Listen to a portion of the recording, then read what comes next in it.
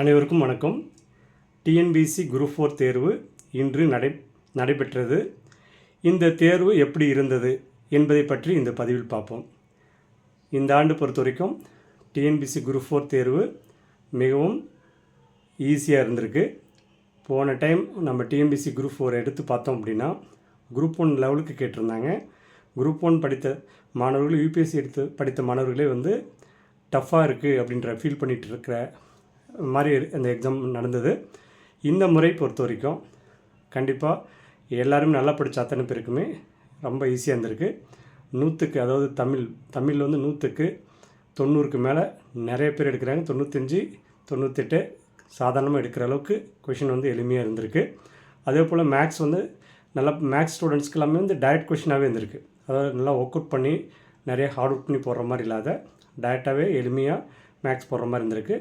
General நாலேஜுமே ரொம்ப tough கிடையாது. So இந்த டைம் பொறுத்த வரைக்கும் டிஎன்பிஎஸ்சி குரூப் 4ல் எழுதியிருக்கிற மாணவர்கள்லாம் உண்மையிலே சந்தோஷமாக இந்த தேர்வு எழுதியிருக்காங்க. நல்லா படித்த மாணவர்கள் எல்லாமே நல்லா பண்ணியிருக்காங்க.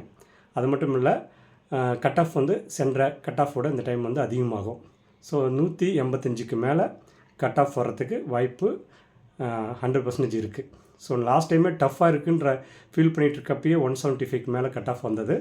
ஸோ இந்த டைம் 185க்கு மேலே கட் ஆஃப் வரும்.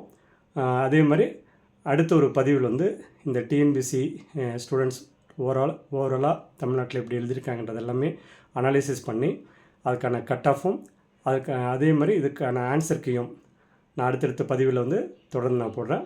கண்டிப்பாக டிஎன்பிஎஸ்சி தேர்வு எழுதியிருக்க அனைவருக்கும் யூனிக் அகாடமி சார்பாகவும் எனது சார்பாகவும் வாழ்த்துக்களை தெரிவித்துக் கொள்கிறேன். நல்லா எழுதியிருக்கிற மாணவர்கள் இந்த இதில் கட் ஆஃப் என்ன வரும்ன்றதும் பார்ப்போம். அதே மாதிரி ஆன்சர் கீ நாங்கள் வெளியிடுறோம்.